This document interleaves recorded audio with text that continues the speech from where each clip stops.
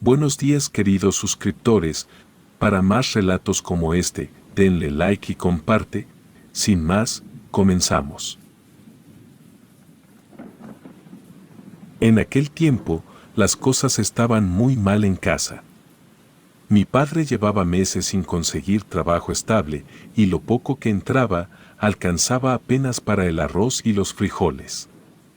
Un día, mientras regresábamos del mercado, lo escuché decirle a mi madre que había salido un encargo fuera del estado, uno bien pagado pero en la sierra, lejos, casi donde terminaba el camino. Dijo que no podía hacerlo solo, que si queríamos comer mejor, tendría que llevarnos a mi hermano mayor y a mí. No lo dudamos, pues en esa época uno no tenía opciones, solo trabajo o hambre. La salida fue al amanecer. Mi madre nos preparó atole y tortillas envueltas en trapo, y antes de irnos, nos pidió que no dejáramos a mi padre solo.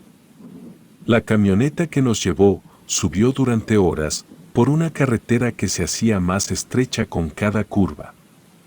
A medida que avanzábamos, los pueblos quedaban atrás y el paisaje se volvía más espeso, con pinos altos y un aire que olía a resina. El chofer, un hombre moreno de voz pausada, nos dijo que allá arriba la gente era diferente, que hablaban su propio idioma y que hacían fiestas raras, pero que eran gente buena si se les trataba con respeto. El poblado al que llegamos se llamaba algo que nunca supe pronunciar. Eran pocas casas, casi todas de madera, y una pequeña escuela de techo oxidado. El camino terminaba justo ahí. Nos recibieron 3 hombres del lugar, con sombreros de palma y ropa limpia pero vieja. Nos saludaron dándonos la mano, y uno de ellos, el que parecía el jefe, nos ofreció café recién hecho y pan de elote. Apenas hablaban español, pero eran educados. Mi padre les explicó que veníamos listos para trabajar y que no nos íbamos hasta terminar. El encargo era levantar un santuario, así lo llamaron ellos. Nos mostraron el terreno, una planicie rodeada de árboles y con varias cuevas pequeñas al fondo. Dijeron que el lugar era sagrado, desde antes de sus abuelos, y que ahora querían construir ahí una casa para sus rezos, algo que resistiera el viento y la lluvia. El jefe, un anciano de cabello blanco y piel curtida, nos indicó el sitio para empezar a cavar. Hablaba despacio, mezclando palabras en su lengua. Solo entendí que el nombre del cerro significaba la montaña que respira. Esa primera noche nos dieron alojamiento en una choza amplia, con petates y cobijas gruesas. Había café negro, frijoles y tortillas recién hechas. Los hombres comieron con nosotros y durante la cena nos contaron cosas del lugar. Dijeron que en esas montañas a veces bajaban mujeres del aire, que no eran del todo humanas. Uno de ellos aseguró haber visto una, caminando entre los pinos sin tocar el suelo. Mi padre rió y dijo que eran supersticiones, que solo el cansancio hacía ver tonterías.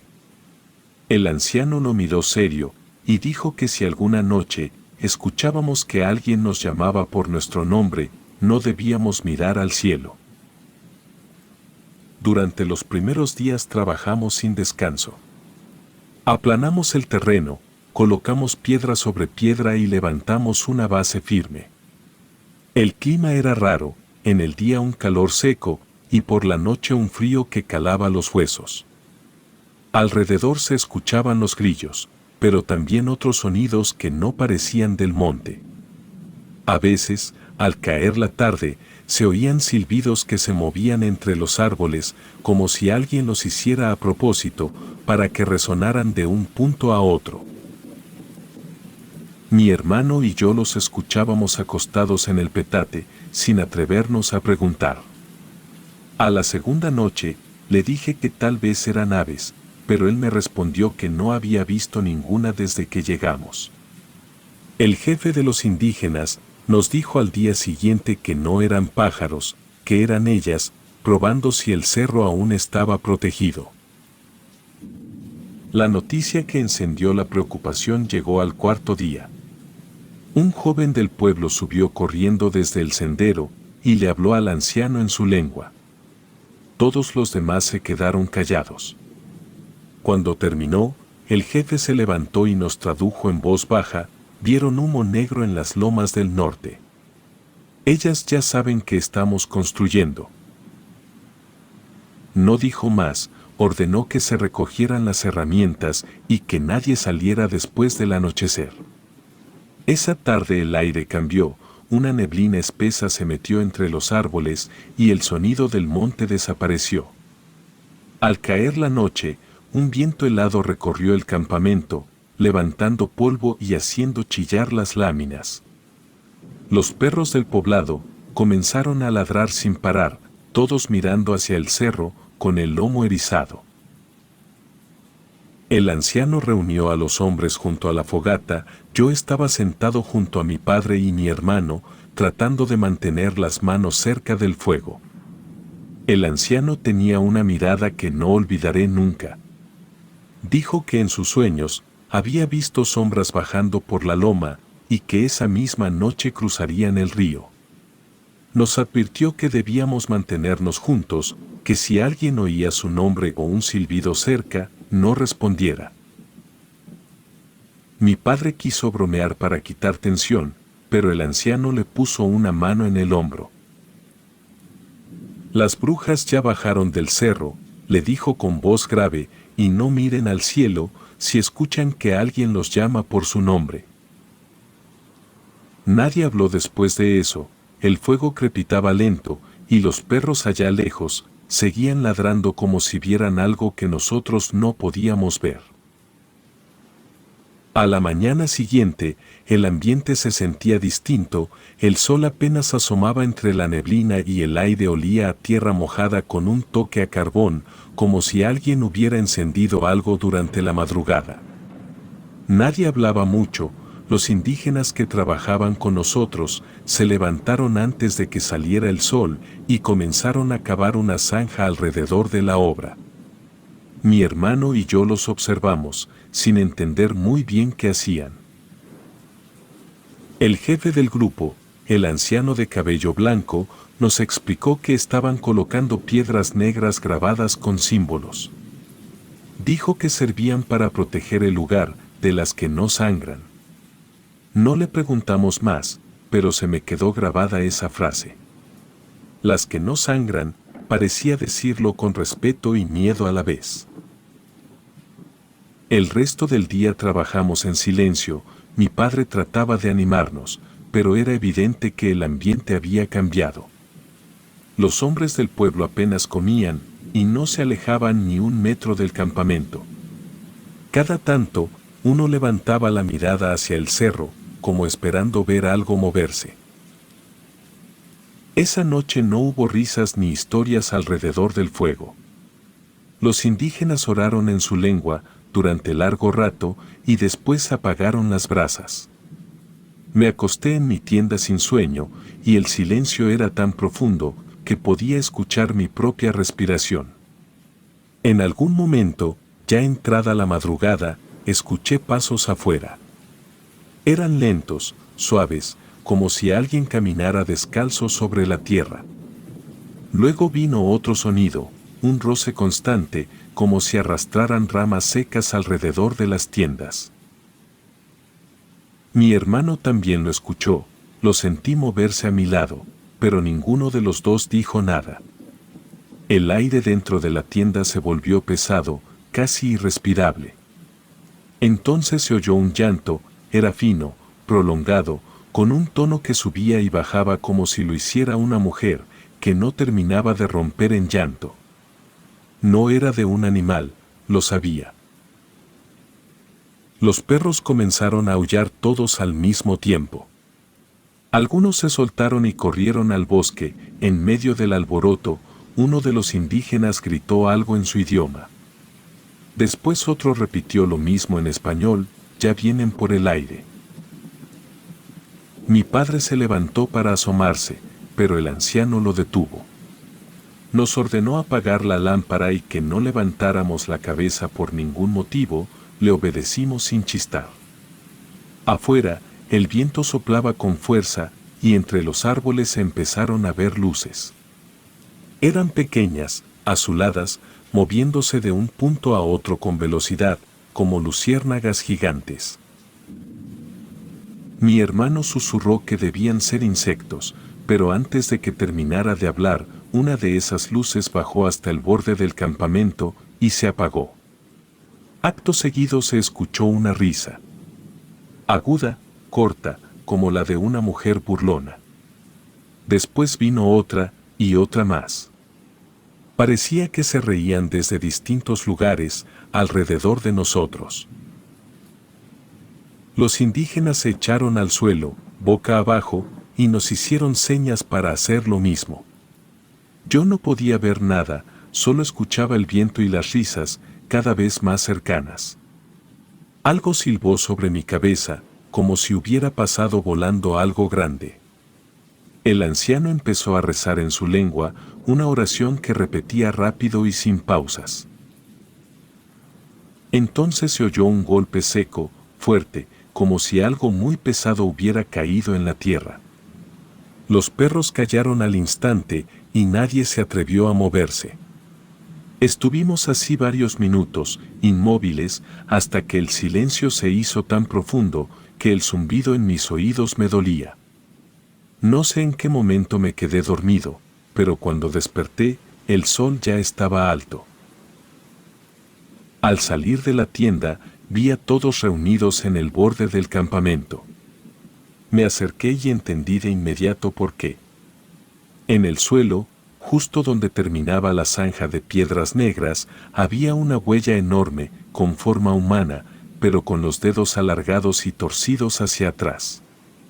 No parecía hecha por un pie normal. Uno de los hombres la cubrió con tierra y nadie volvió a mencionarla.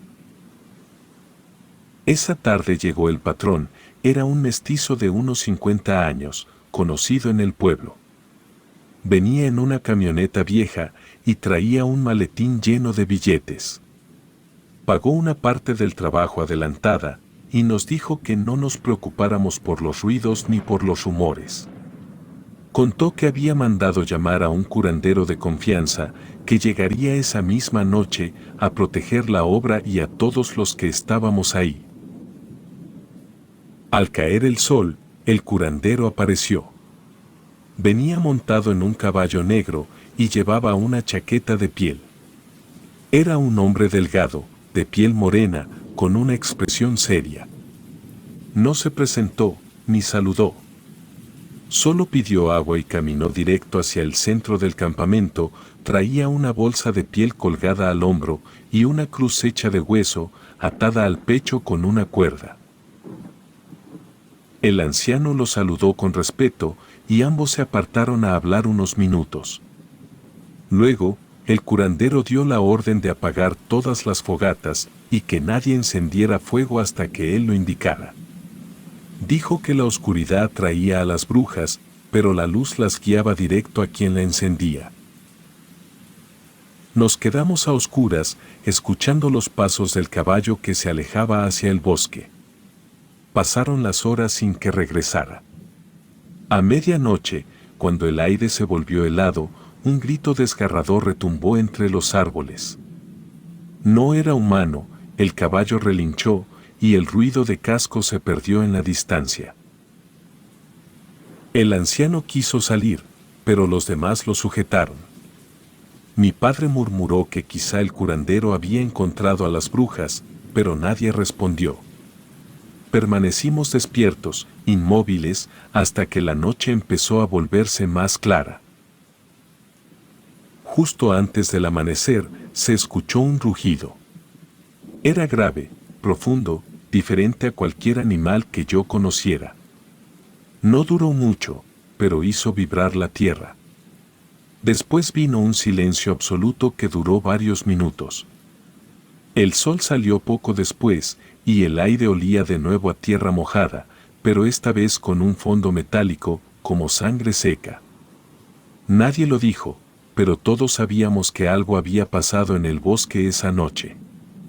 Y aunque el curandero no volvió, las risas tampoco se escucharon más. Cuando amaneció, el curandero no volvió. Nadie lo dijo en voz alta, pero todos sabíamos que no lo veríamos más. El caballo había regresado solo, cubierto de lodo y con espuma en el hocico.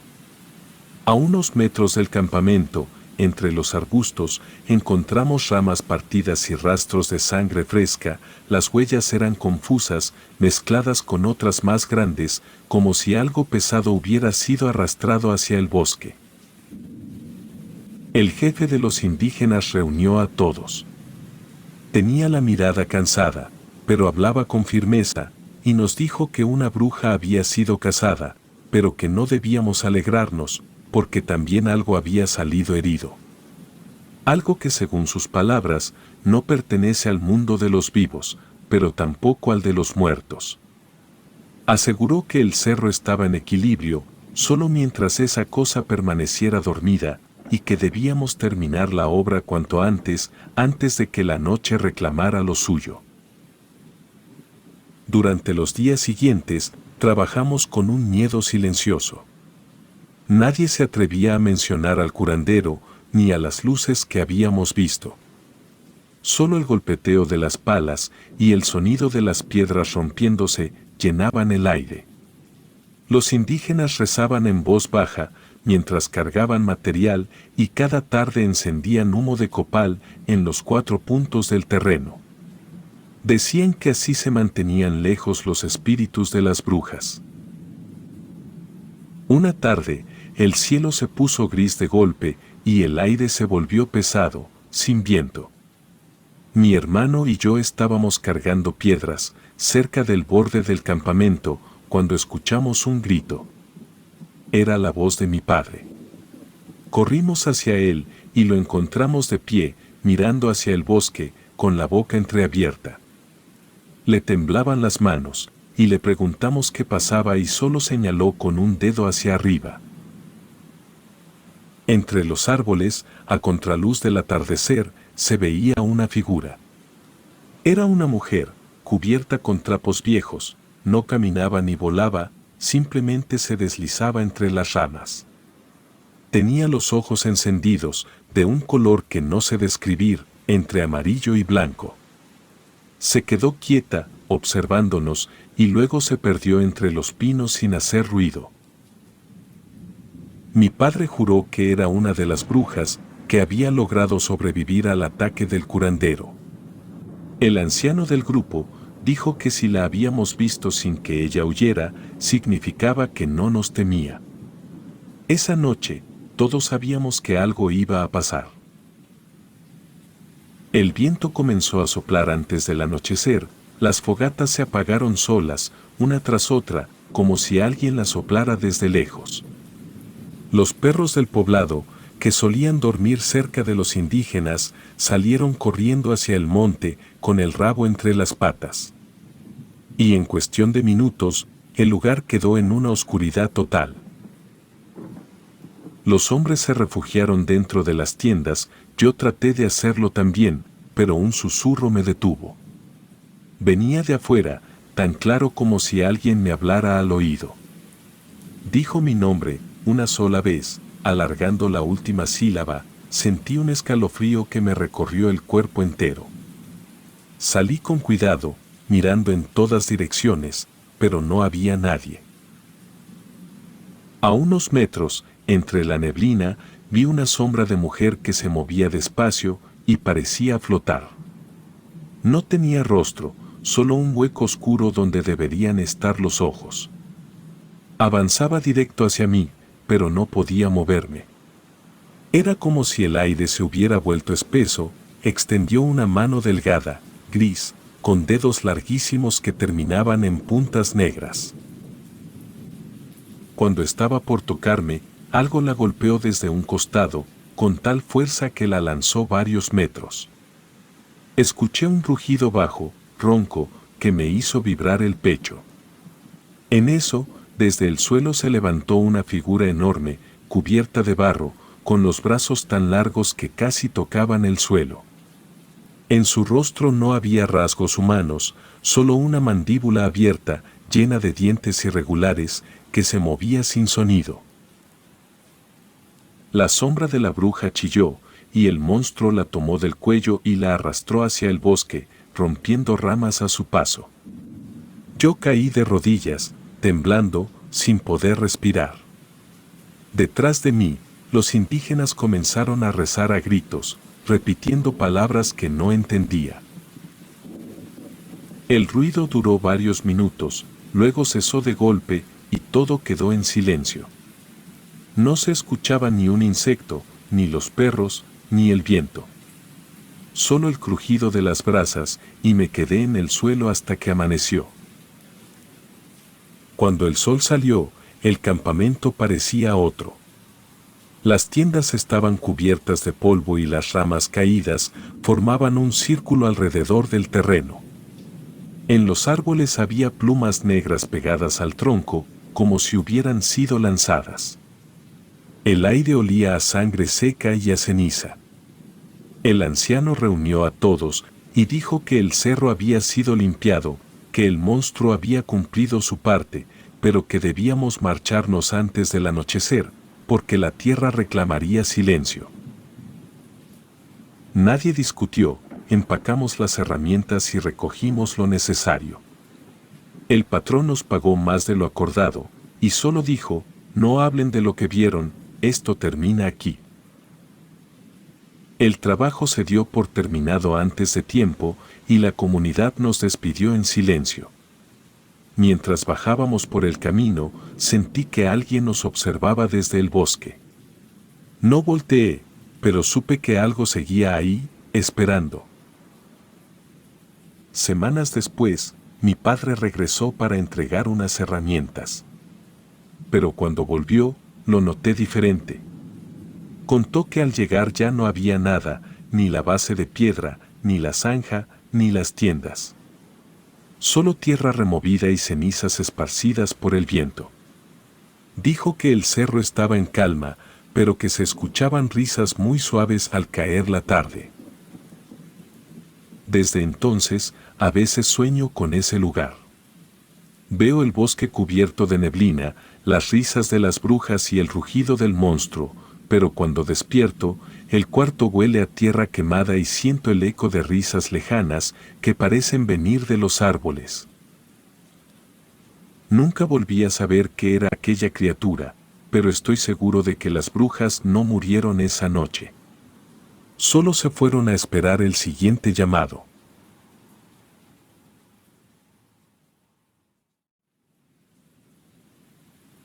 Regresé a mi pueblo, después de casi 20 años de no pisar esa tierra. Había crecido entre el olor a sal y lodo del manglar, pero la ciudad me había ido borrando de a poco, la costumbre del calor pegajoso y los zancudos que se metían hasta por las costuras de la ropa. Volví porque tenía que vender la casa de mi tía Celia, una construcción vieja de techo de lámina, levantada sobre pilotes a orillas del canal. Ella había muerto hacía ya 4 años, y nadie del pueblo quiso hacerse cargo de su casa. Pues decían que ahí se sentían cosas. El camino que llevaba hasta allá estaba cubierto de maleza, con el agua estancada en los costados y las raíces de los mangles sobresaliendo como huesos. El aire tenía ese olor espeso a humedad, mezclada con podredumbre, un olor que no se olvida aunque pasen los años. Al fondo, entre los troncos retorcidos, se alcanzaba a ver el reflejo verdoso del agua del canal. La casa de mi tía seguía igual, las paredes manchadas, el techo hundido por el salitre y las ventanas cubiertas con trapos oscuros. Siempre había escuchado que la gente le tenía miedo, decían que curaba con hierbas, pero también que hacía trabajos. Algunos aseguraban que enterraba cosas en el patio, para enfermar a la gente que le debía dinero, o para callar a quienes hablaban de más. A mí me crió unos meses, cuando mi madre enfermó, y aunque era dura, nunca le vi hacer nada raro. Solo recuerdo que por las noches se sentaba frente al altar y murmuraba oraciones que no estaban en ningún catecismo. Cuando empujé la puerta, el aire adentro era más caliente que afuera. Todo seguía en su sitio, los frascos de alcohol en una repisa, las botellas de vidrio con líquidos oscuros, los ramos secos de plantas colgados del techo. En la mesa había una libreta gruesa cubierta de polvo. La abrí y encontré nombres escritos con lápiz, algunos tachados, otros con fechas al lado. Mi madre estaba entre ellos, y junto a su nombre decía pagado. Recordé que mi tía siempre repetía lo mismo: todo lo que se hace se paga en la misma tierra. Al caer la tarde, me senté en la galería a revisar papeles. El cielo se había vuelto rojo y el zumbido de los insectos era tan fuerte que parecía venir de todos lados. No había electricidad, así que encendí una lámpara de pilas y seguí leyendo la libreta. Entre las páginas, una hoja doblada tenía mi nombre, escrito con la misma letra. No había fecha, ni palabra alguna al lado, solo mi nombre. Guardé la libreta y salí al patio a tomar aire. La luna apenas iluminaba el canal, pero el reflejo alcanzaba, para ver el lodo, brillar entre las raíces del mangle. Fue entonces cuando escuché un sonido, como si alguien arrastrara algo pesado por el suelo, una bolsa o un costal húmedo. Pensé que podía ser un animal y avancé despacio hacia el ruido. El suelo estaba blando y se me hundían los zapatos. El arrastre se detuvo y solo quedó el sonido de las ranas y el agua moviéndose a lo lejos. Alumbré con la lámpara y vi unas huellas frescas sobre el barro, pequeñas, más chicas que las de un adulto, con los dedos hundidos hasta el fondo. No eran de perro ni de cerdo, y estaban tan marcadas que se notaba el borde de las uñas. Seguían hacia el manglar, en línea recta, hasta perderse entre las raíces. Me quedé quieto varios segundos, escuchando. En el aire se mezclaba el olor del lodo con algo más, un olor agrio, como carne guardada mucho tiempo. Di unos pasos más, y el agua del canal se movió sola, haciendo ondas lentas, aunque no soplaba el viento. Sentí que me observaban desde adentro, detrás de los troncos. Regresé a la casa sin mirar atrás, cerré la puerta y me senté en la silla de la cocina, con la lámpara alumbrando el suelo. El ruido del arrastre volvió, pero más lejos, como si se alejara entre el manglar. Aún así, el aire seguía igual de pesado, y cada tanto se escuchaba un chapoteo corto, como si algo saliera o entrara al agua. Esa noche no dormí, me quedé observando la libreta sobre la mesa, con la hoja donde estaba mi nombre abierta. Afuera, los zancudos seguían zumbando, y el calor no bajó ni 1 grado. De madrugada, cuando el gallo del vecino cantó, salí otra vez al patio.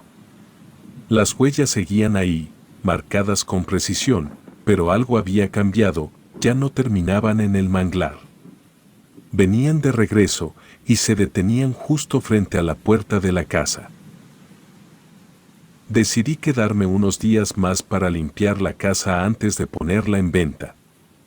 Había humedad en todas partes, los cajones hinchados, las paredes llenas de moho y una capa de polvo que se levantaba con cada paso.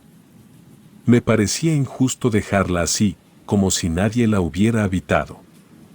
Además, necesitaba revisar bien los papeles y asegurarme de que no quedaran documentos de valor.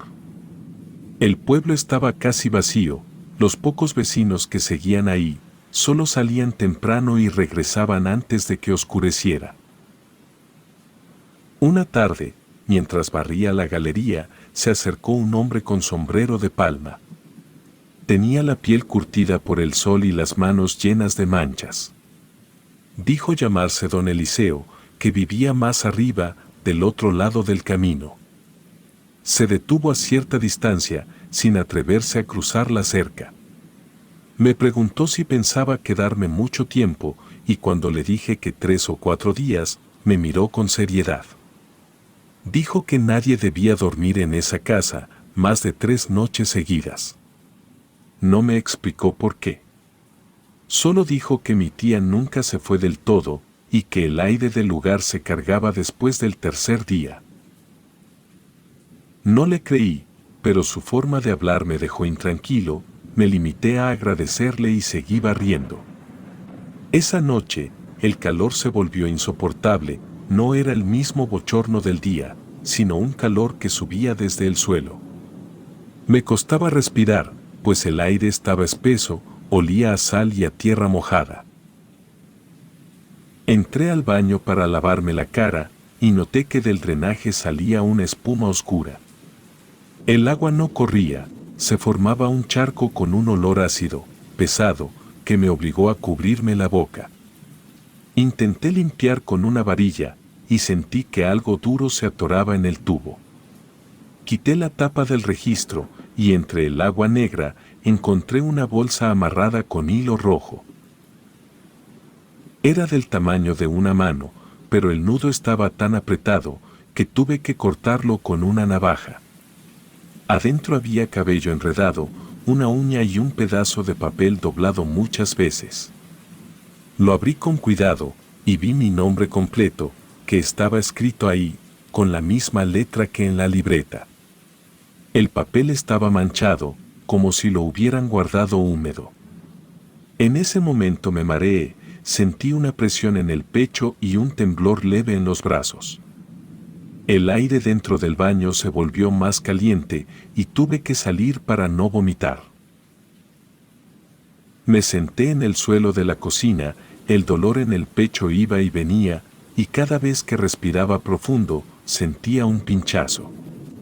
Pensé que era por el calor o por los años de cigarro, pero algo en mi cabeza no dejaba de dar vueltas, la bolsa, mi nombre y el drenaje tapado. Tomé la libreta de la tía y la revisé de nuevo. En una de las últimas páginas estaba mi nombre junto al de mi madre. Al lado del suyo decía pagado, pero al lado del mío, con letra firme, decía pendiente. El dolor en el pecho volvió más fuerte, me levanté para tomar agua, pero las manos me temblaban tanto que derramé el vaso. Afuera, los insectos zumbaban sin parar. Esa noche intenté dormir en una hamaca del corredor, pero el sueño no me llegó. Pues cada tanto se escuchaba el arrastre otra vez, igual que la primera noche, solo que más cerca. No era un ruido constante, sino intervalos largos, como si algo pesado se moviera por el lodo y luego se detuviera a escuchar. Me quedé inmóvil, con la lámpara apuntando al patio. A eso de las 2 de la madrugada, vi movimiento entre los mangles. Eran figuras delgadas, oscuras, que se deslizaban entre el agua y la tierra, sin hacer ruido. No tenían forma definida, pero se distinguían por el brillo del lodo en sus cuerpos. Parecían avanzar a la par, doblándose y levantándose como si respiraran. Me levanté para acercarme un poco, pero al dar el primer paso, se escuchó un chapoteo seco en el canal y las figuras desaparecieron. Regresé al interior y cerré la puerta con tranca. El calor no bajaba y el zumbido seguía en los oídos como un silbido constante. Cuando amaneció, bajé al canal con intención de revisar el agua. La superficie estaba llena de hojas y ramas, y un olor a podrido salía desde la orilla. Noté algo flotando más lejos, un bulto alargado que se movía lento con la corriente. Tomé una rama para acercarlo. Era un costal viejo, amarrado en las puntas, estaba hinchado, y de adentro salía un líquido oscuro que se mezclaba con el agua. Con esfuerzo logré arrastrarlo hasta la orilla, y el nudo cedió y el costal se abrió de lado. Dentro había trapos húmedos y huesos pequeños, que la verdad no parecían de animal, algunos tenían forma de falanges, otros eran planos como los de una costilla, pero el olor me revolvió el estómago. Al tocar uno de los trapos, noté que tenía cosido un pedazo de tela blanca con letras escritas a mano. Alcancé a leer solo una palabra: deuda. Lo solté de inmediato y retrocedí hasta tropezar con las raíces. El costal se hundió despacio, como si algo lo jalara desde abajo, y en cuestión de segundos desapareció. Me quedé mirando el agua, hasta que dejó de moverse. El sol apenas salía y ya se sentía el calor subiendo desde el suelo. Quise pensar que todo tenía una explicación, pero el pecho me dolía más y la piel me ardía, como si me hubieran raspado. Subí al porche, y vi en la pared junto a la puerta una marca reciente, 3 líneas cruzadas con algo oscuro, como si las hubieran hecho con carbón o con sangre seca. Ahí entendí que no debía haber pasado la tercera noche en esa casa. No dormí el resto de la noche, el dolor en el pecho seguía, aunque más leve, y la marca en la pared parecía más oscura que antes. Apenas amaneció, empecé a empacar lo poco que había traído. Quería largarme de ahí, antes de que el sol subiera. Afuera, el aire era espeso, y una neblina baja cubría el canal. Caminé hacia la camioneta, pero el motor no encendió. Giré la llave una y otra vez, hasta que el sonido se apagó por completo. Revisé el teléfono, pero estaba sin señal. Era como si el aire mismo bloqueara todo lo que venía de afuera. Decidí irme a pie. La carretera quedaba a unos 3 kilómetros y conocía bien el camino. Tomé una mochila y cerré la casa sin mirar adentro. El suelo estaba húmedo, las huellas de los días anteriores seguían marcadas y más profundas, como si algo las hubiera hundido con fuerza durante la noche. Caminé por la vereda de lodo y ramas secas, avanzando entre el zumbido de los insectos. Pero a cada paso, el olor del manglar se volvía más fuerte. Cuando pasé junto al canal, noté movimiento entre las raíces. Pensé que era un animal, pero el ruido era diferente, más pausado, como el de alguien respirando despacio. Me detuve y miré con atención. Entre los mangles, sentada sobre el barro, había una mujer. Tenía el cabello cubierto de lodo, caído sobre la cara, y los brazos descansando sobre las rodillas. Llevaba un vestido que parecía hecho con trapos viejos, y el agua le llegaba hasta la cintura.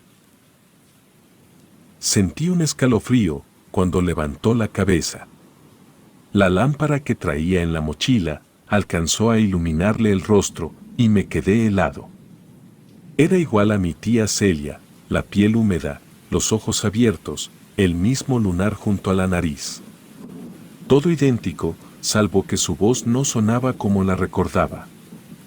Dijo mi nombre, sin moverse, luego con un tono seco, repitió: nadie sale con deuda.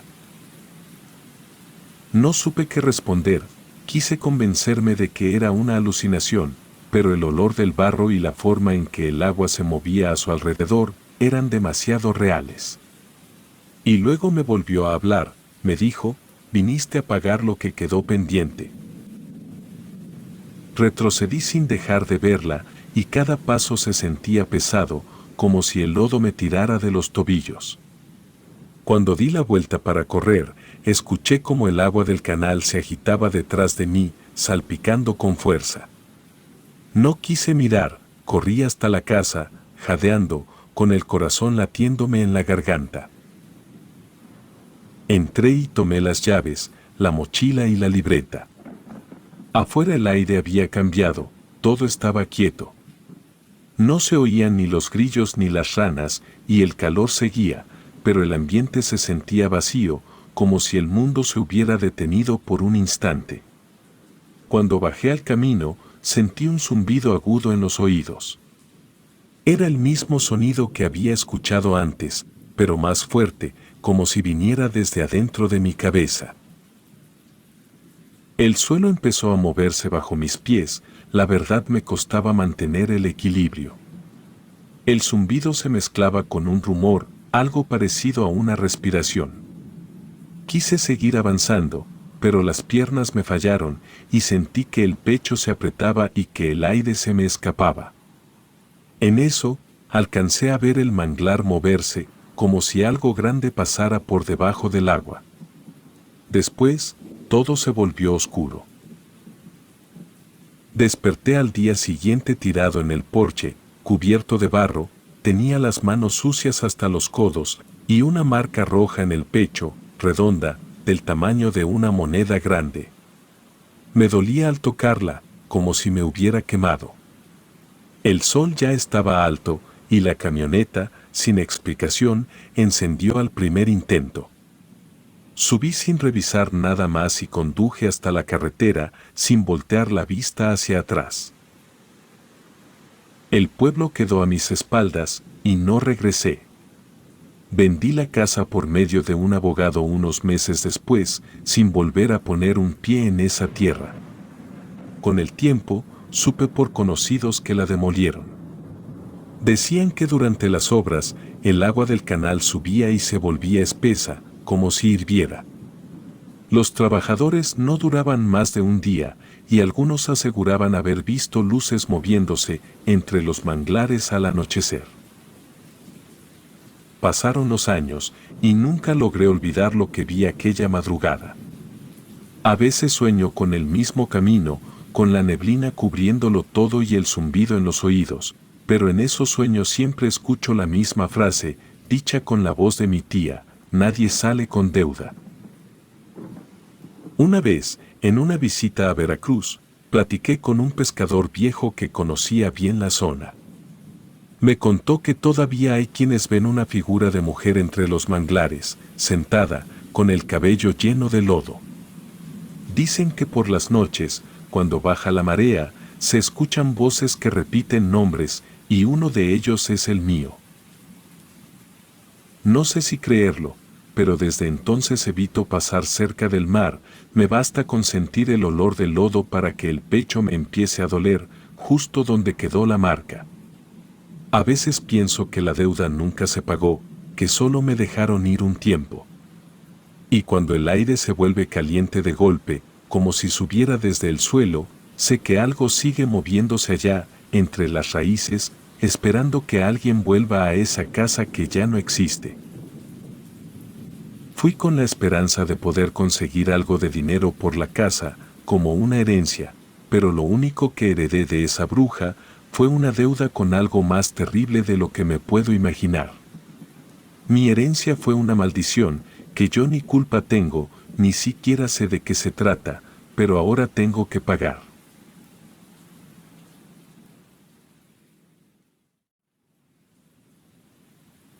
La primera vez que pasé por Santa María del Río, vi a alguien parado en el campanario del templo viejo.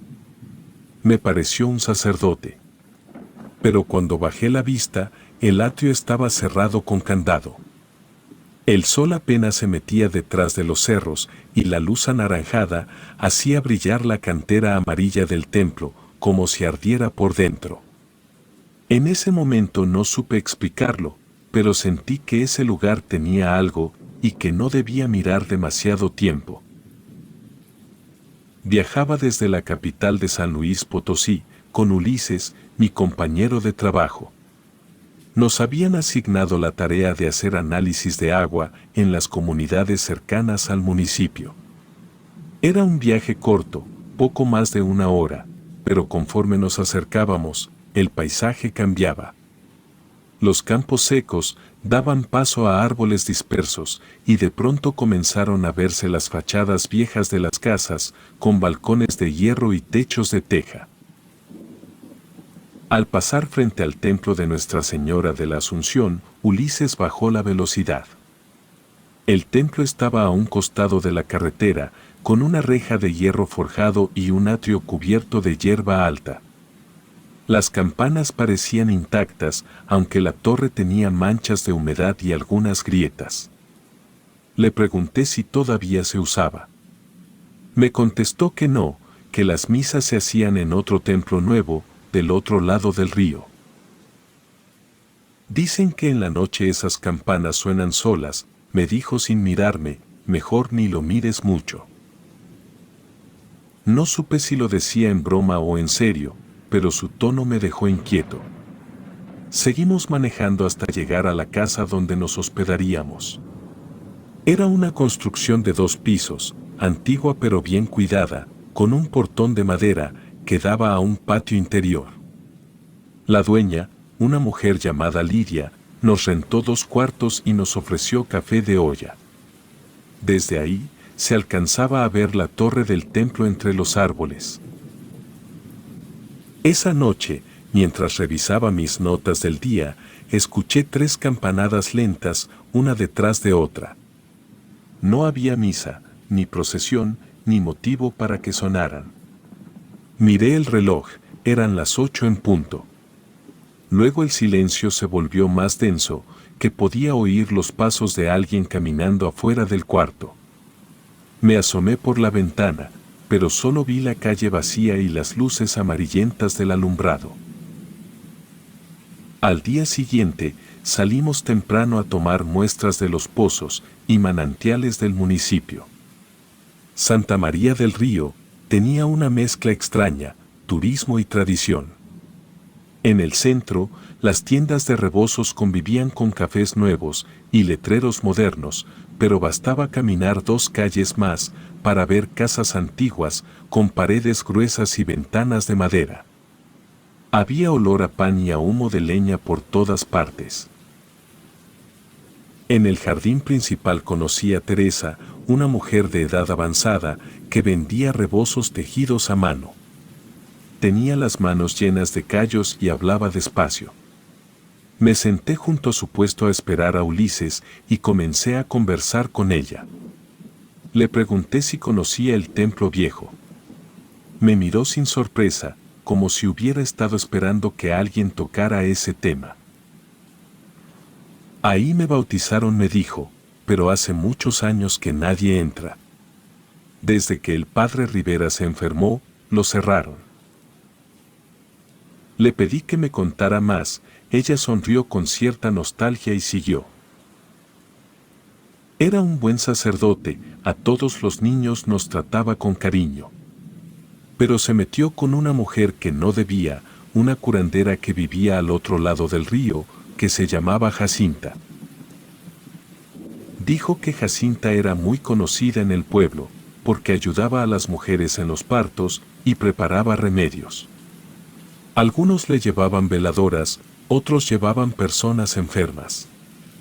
Nadie hablaba mal de ella, hasta que un día el padre Rivera comenzó a decir que esa mujer trabajaba con cosas que no eran de Dios. Al principio todos pensamos que era un pleito, me dijo Teresa, pero una noche el padre fue a su casa para bendecirla, y al amanecer lo encontraron enfermo, y desde entonces ya no volvió a ser el mismo. Teresa se calló unos segundos. Bajó la vista, como si se arrepintiera de haber contado demasiado, luego dobló un rebozo, lo guardó en una bolsa y me dijo, esa mujer no murió aquí, pero su sombra todavía ronda el pueblo. No quise insistirle. Ulises llegó poco después, y seguimos trabajando el resto del día. Sin embargo, esa frase me quedó dando vueltas en la cabeza. Al anochecer regresamos a la casa. En la calle la gente comenzaba a cerrar sus puertas. Era una costumbre que me llamó la atención, no era por seguridad, se notaba que lo hacían por costumbre, como si algo los obligara a resguardarse antes de que oscureciera. Una señora que barría la banqueta me saludó rápido y entró a su casa sin decir palabra. A los pocos minutos, el pueblo entero quedó en silencio. Subí a mi habitación y abrí la ventana. Desde ahí podía ver la torre del templo, iluminada por la luna. La puerta del atrio seguía cerrada con candado. A las 8 en punto sonaron las campanas, 3 golpes lentos y espaciados. En ese instante, entre las sombras del atrio, me pareció ver una figura caminando. Era una silueta alta, vestida de oscuro y se movía despacio. Pensé que quizás alguien del pueblo había entrado a dejar flores, aunque el candado seguía puesto. Me quedé observando un rato, tratando de distinguir mejor. La figura se detuvo y levantó la cabeza hacia el campanario, después desapareció entre la oscuridad, sin hacer ruido. Cerré la ventana y apagué la lámpara, pero no pude dormir. El sonido de las campanas seguía repitiéndose en mi cabeza, tenía la sensación de que ese lugar escondía algo más que una simple historia vieja. Al día siguiente, decidí que terminando mi jornada, iría a ver el templo de cerca. Quería comprobar si el pozo que se encontraba detrás todavía tenía agua y si ese olor metálico que algunos mencionaban en los registros podía tener alguna explicación. No lo hacía por curiosidad, sino por costumbre profesional. Pero en el fondo sabía que había algo más. Desde que escuché esas campanadas, sentía que ese templo me estaba llamando. A la mañana siguiente, mientras desayunábamos, Lidia, la encargada de la casa donde nos hospedábamos, escuchó que le preguntaba a Ulises si alguien del pueblo aún limpiaba el templo viejo. Ella volteó de inmediato y dijo con voz baja: mi abuela me contaba que ahí se perdió la paz del pueblo. La miré esperando que continuara, pero cambió el tema y se ocupó de servir el café, mejor no insistí. Más tarde, cuando Ulises salió al centro a entregar unas muestras, quedamos solos. Lidia se acercó con una taza y me preguntó si de verdad había escuchado las campanas la noche anterior. Le dije que sí, que eran 3 golpes iguales, a las 8 en punto. Se quedó seria un momento, y luego dijo que me contaría la historia, pero que no la interrumpiera. Me habló de Jacinta, una mujer que durante muchos años fue la partera del pueblo. Atendía a las mujeres en sus partos, preparaba infusiones y rezos. Tenía buena fama, incluso el propio padre Rivera la recomendaba cuando alguien enfermaba. Todo cambió cuando una joven dio a luz y el bebé nació sin vida. El padre dijo que Jacinta había usado agua de pozo para bautizarlo sin permiso y que por eso el niño había muerto sin sacramento. La gente se dividió. Algunos creyeron al padre, otros defendieron a Jacinta. Pero días después, la mujer fue al templo, con el cuerpo del recién nacido envuelto en un rebozo. Exigió que el padre lo bendijera. Se escucharon gritos dentro y nadie supo lo que pasó, pero esa misma noche, el agua de la pila bautismal se volvió turbia. Tenía un olor fuerte, como a hierro. El padre Rivera siguió oficiando misa unos días más, pero comenzó a verse pálido y débil. Sudaba en medio de la homilía y se le quebraba la voz. Lidia dijo que su abuela lo había visto tambalearse frente al altar, repitiendo que el agua ya no era de Dios. Después dejó de salir del templo. Algunos fieles lo visitaban y contaban que hablaba solo, como si respondiera a alguien que no estaba ahí. Pasaron unas semanas y Jacinta desapareció. Nadie supo si se fue o si la obligaron a irse. A los pocos días, unos pastores dijeron haberla visto en la orilla del río Santa María, en la parte donde el cauce se vuelve angosto. Según ellos, estaba hincada frente a una cruz de ramas, con un listón rojo amarrado, rezando en voz baja. Esa fue la última vez que alguien la vio. Lidia hizo una pausa. Le temblaban las manos al sostener la taza. Desde entonces, cuando alguien se enferma sin razón, dicen que es porque tocó el agua del templo, me comentó. Mi abuela decía que Jacinta la maldijo. Subió al altillo y bajó con una caja vieja. Dentro había fotografías y papeles amarillentos, tomó una y me la mostró. Era una imagen antigua, tomada durante una procesión. En el centro se veía al padre Rivera con una cruz grande sobre el pecho. A un costado, apenas visible, estaba una mujer con rebozo negro. Su rostro no se veía completo, pero se notaba que lo miraba fijo. Esa es Jacinta, me dijo Lidia, dicen que ese día ya lo había maldecido. La historia me dejó inquieto. No podía dejar de pensar en el agua turbia y en la idea de una maldición. Lidia me aseguró que desde entonces nadie usaba esa pila y que el templo se cerró al poco tiempo, cuando el padre Rivera empeoró. Antes de retirarme, agregó algo más. Mi abuela también decía que Jacinta no buscó venganza con el padre, sino con lo que él representaba. Maldijo el agua, para que ningún sacerdote encontrara paz aquí. El resto del día trabajé sin concentrarme. Cada vez que pasábamos cerca del templo, sentía el impulso de detenerme. En el atrio había maleza y el portón seguía con el mismo candado oxidado. Ulises evitaba mirarlo. Dijo que en el pueblo todos preferían rodear por otra calle. Esa noche decidí acercarme solo, caminé por la calle empedrada hasta llegar al atrio. No había nadie, solo las luces tenues de los faroles del centro. El portón estaba cerrado, pero a través de los barrotes vi una vela encendida junto al altar.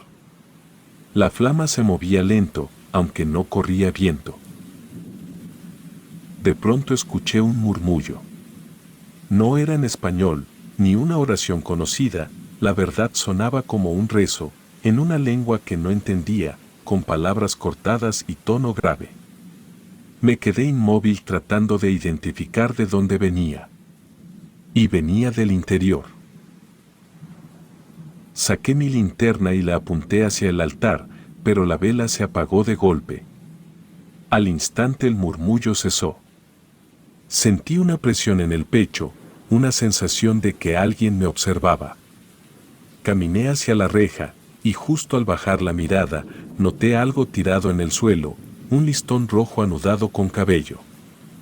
Estaba junto a un pedazo de tela negra, como de rebozo. Dudé en tocarlo, pero lo recogí. El listón tenía un olor fuerte, como a humo mezclado con flores secas. Lo guardé en el bolsillo y di unos pasos hacia atrás. Pero al hacerlo, escuché un leve tintineo, como de cadena arrastrándose detrás de mí. Me giré rápido, pero la calle estaba vacía. Ni una persona, ni un perro, solo el eco de mis propios pasos. Empecé a caminar de regreso al hospedaje sin mirar atrás. Sentía que alguien venía detrás de mí, a una distancia exacta, sincronizando sus pasos con los míos. Aceleraba y también lo hacía, me detuve y el sonido se detuvo. Pero cuando volteé, no vi nada. Llegué a la casa, Ulises ya dormía. Subí las escaleras con el corazón acelerado, cerré la puerta del cuarto y saqué el listón para verlo con calma. Al tocarlo, noté que estaba tibio, como si acabara de salir del fuego. Lo dejé sobre la mesa y me quedé observándolo. El nudo parecía apretado con fuerza, y entre el cabello se alcanzaba a ver un hilo fino de cobre, como si lo hubieran enredado adrede. Apagué la lámpara y me recosté, pero no logré dormir. Afuera se escuchaban de nuevo las 3 campanadas lentas, seguidas de un silencio absoluto. En ese silencio, juraría que oí una respiración cerca de la ventana, pausada y constante. No quise asomarme, solo esperé que amaneciera. Cuando la luz entró por la rendija, el listón seguía sobre la mesa, pero ahora el nudo estaba más apretado que antes. A la mañana siguiente, desperté con un dolor punzante en la cabeza y las palmas irritadas, como si hubiera sostenido algo caliente durante mucho tiempo. Ulises tocó a la puerta y me dijo que las campanas del templo habían sonado 6 veces seguidas en la madrugada. La gente salió de sus casas, algunos rezando, y otros mirando hacia la torre con miedo. Intenté no relacionarlo con el listón, pero durante todo el día tuve la sensación de que alguien me seguía con la mirada. En cada calle, en cada esquina, percibía esa presencia, como si el pueblo entero estuviera pendiente de mis movimientos. No lo comenté con Ulises, él ya estaba inquieto desde la noche anterior. Por la tarde, cuando íbamos de regreso al hospedaje, pasamos frente al templo. La puerta lateral, la que siempre estaba cerrada, estaba entreabierta. Ulises frenó sin pensarlo y me dijo que solo serían unos minutos, que quería tomar unas fotos del interior para registrar el deterioro. Dudé, pero accedí. Empujé la puerta, el sonido del metal rozando el suelo se escuchó más fuerte de lo esperado. Adentro, el aire era húmedo y denso, con un olor a cera. La luz del atardecer entraba por los ventanales rotos y formaba reflejos sobre el altar. El silencio era tan espeso que cada paso sonaba como un golpe seco. El piso tenía marcas oscuras, como si algo líquido se hubiera derramado y dejado rastro. Ulises comenzó a revisar las losas con cuidado, mientras yo caminaba hacia el altar. Fue ahí donde vi la grieta. Desde el centro del piso, un hilo de agua salía lentamente, formando un pequeño charco. Me incliné y el olor era igual al hierro oxidado que había sentido en el listón. Parece filtración, me dijo Ulises, pero el agua viene de abajo. Saqué una linterna para alumbrar mejor. El reflejo del agua mostró algo que no esperaba. Detrás de mí, en el reflejo, había una figura con rebozo negro. Estaba de pie, inmóvil. Alcancé a notar el contorno del rostro, pero cuando giré, no había nadie. Volví a mirar el reflejo y la figura seguía ahí, solo que ahora estaba más cerca. Sentí un frío intenso en la nuca. Llamé a Ulises, pero en ese instante las campanas del templo comenzaron a sonar. No eran 3, sino 6 golpes seguidos, idénticos a los que Ulises había mencionado esa mañana. El sonido llenó el interior del templo como un temblor. Ulises me tomó del brazo y salimos corriendo. Afuera, el aire era helado, y un anciano que caminaba por la calle se detuvo al vernos. Nos preguntó si habíamos tocado el agua. No supe qué responder. Bajó la mirada y dijo: cada vez que alguien lo hace, las campanas llaman solas y un rebozo se mueve en la torre. No le respondimos y caminamos en silencio de regreso al hospedaje. Ya en el cuarto, miré mis manos, seguían irritadas, pero el ardor había disminuido. El listón rojo estaba sobre la mesa, tal como lo había dejado la noche anterior, aunque el nudo parecía más apretado y el cabello más oscuro. Esa noche las campanas volvieron a sonar. 3 golpes lentos, después, una ráfaga de viento sacudió las ventanas. Me asomé, y en la torre del templo, un trozo de tela negra ondeaba colgado de una de las campanas. Parecía un pedazo de rebozo. Ulises también lo vio y prefirió cerrar las cortinas. Nadie en el pueblo salió esa noche. Los días siguientes intenté concentrarme en el trabajo, pero no podía. Todo el tiempo recordaba el reflejo en el agua. Cuando terminamos las muestras, regresamos a San Luis Potosí. En el camino, Ulises apenas habló. Dijo que no quería volver a ese pueblo. Yo asentí, aunque en el fondo, sabía que algo había quedado pendiente. Ya en mi departamento, al desempacar la mochila, encontré el listón. No recordaba haberlo guardado ahí. Lo saqué con intención de tirarlo, pero en cuanto lo tuve en la mano, noté que olía a humedad, como si hubiera estado guardado. Lo puse sobre la mesa y encendí una vela, y pensé que lo mejor era quemarlo. El listón comenzó a retorcerse en la flama, pero no se consumió del todo. Cuando el fuego se apagó, quedó un pedazo ennegrecido con unas letras bordadas. Me acerqué para leerlas. Él sigue bebiendo. El olor a hierro volvió a llenar el cuarto. Abrí las ventanas, pero el aire afuera estaba igual de pesado. Tiré el resto del listón al lavabo y abrí la llave para que se lo llevara el agua, aunque tuve la impresión de que el trozo resistía. Durante la noche, soñé con el interior del templo. El agua brotaba de la grieta y el padre Rivera estaba de pie, con la sotana empapada, sosteniendo un cáliz. Cuando levantaba la vista, el líquido dentro del cáliz se movía. Detrás de él, la mujer del rebozo me miraba pero no tenía rostro. Desperté sobresaltado. En la habitación aún persistía el olor a cera quemada. Me senté en la cama y escuché el sonido del reloj. Eran las 8 de la noche, y afuera, muy a lo lejos, sonaron 3 campanadas. Pasaron los meses. No volví a Santa María del Río, pero en una ocasión tuve que viajar cerca por trabajo. No resistí la curiosidad y tomé un desvío para pasar frente al pueblo. Era mediodía, y el cielo estaba despejado. Desde la carretera se veía la torre del templo, que seguía cerrada, igual que siempre. Me detuve un momento, solo para mirar. Había una mujer en el atrio, vestida de negro, barriendo las hojas. Pensé que quizá la parroquia la había contratado para limpiar. Bajé del auto para saludarla, pero cuando crucé la calle ya no estaba. No había puerta abierta por donde pudiera haber salido.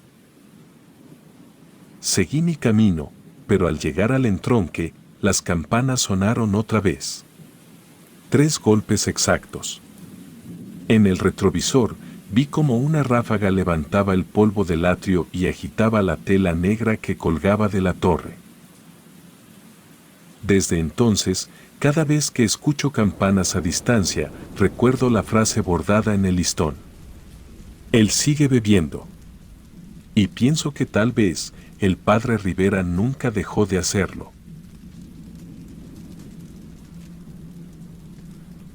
Relatos anónimos.